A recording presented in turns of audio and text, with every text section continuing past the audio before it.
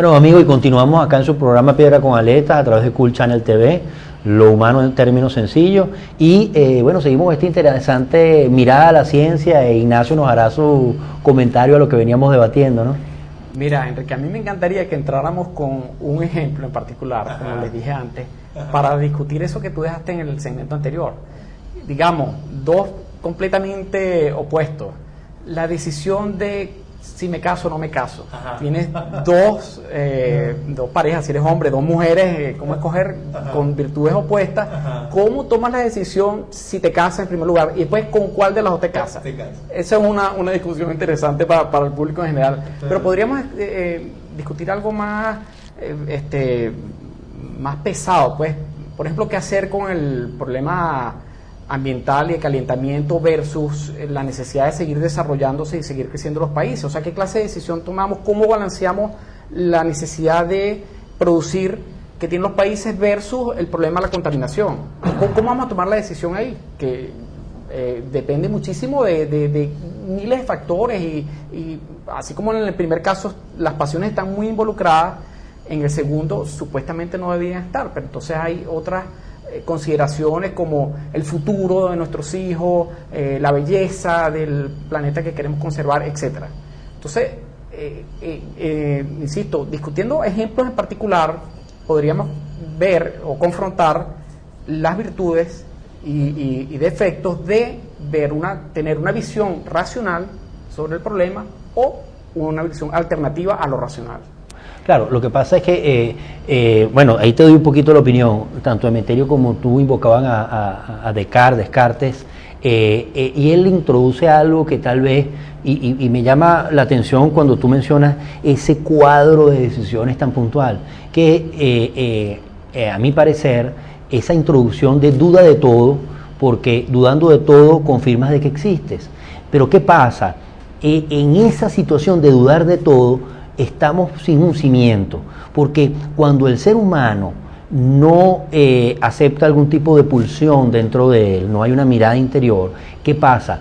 Cuando ese cuadro decisorio interviene la belleza del planeta, los hijos, mi bienestar, la estética, cómo se van a ver las matas, lamentablemente causa un desierto. El hombre se queda sin base, sin estamento, porque está esperando la respuesta a un sistema sin que él cuente. Entonces, ¿qué pasa? La mirada de la persona no está en la decisión se ha hecho estéril, se ha hecho vacía, y genera un estado de insatisfacción permanente, porque entonces eso, ¿qué va a pasar a la cuarta generación cuando ya yo no esté? Pero hoy yo quiero ver que el verde esté en las maticas y yo quiero... Entonces claro, cuando se duda tanto que al final no hay una identificación hacia una salida, pues. Y ese, yo conecto con lo que había comentado anteriormente, es un poco lo que hace Hollywood. Hollywood está en sus películas, Hollywood está en sus series, llevando a cabo esos escenarios donde pone y reta a la persona que le diga, bueno,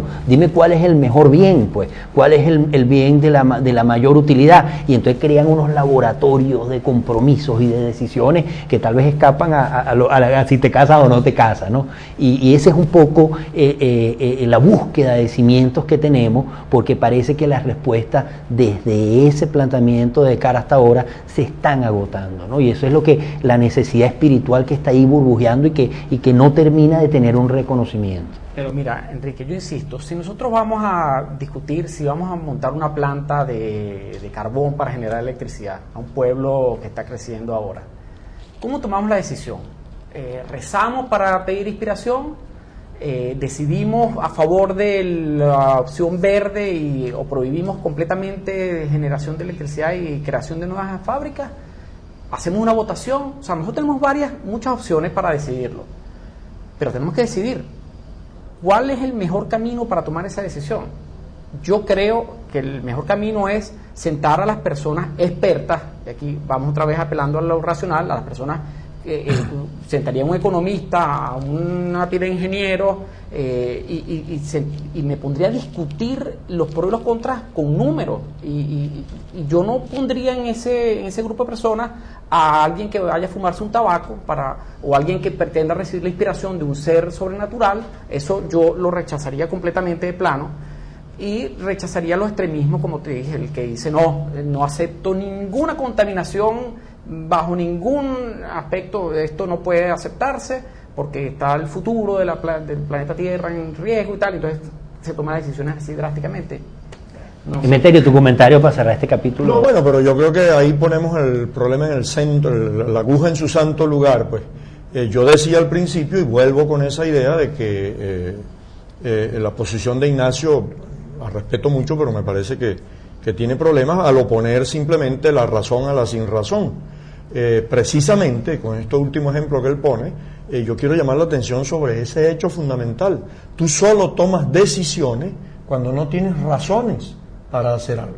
Cuando tú tienes razones para hacer algo, cuando las razones son contundentes, cuando se va a construir esa planta y las razones son absolutamente apabullantes para la necesidad, que justifican la necesidad de la planta, tú no tomas decisiones, tú haces la planta. Pero quisiera volver al ejemplo que pusiste antes, que para mí me fascina y lo uso mucho en mis talleres, no con el caso de casarse o no, sino con el más terrible, que es divorciarse o no.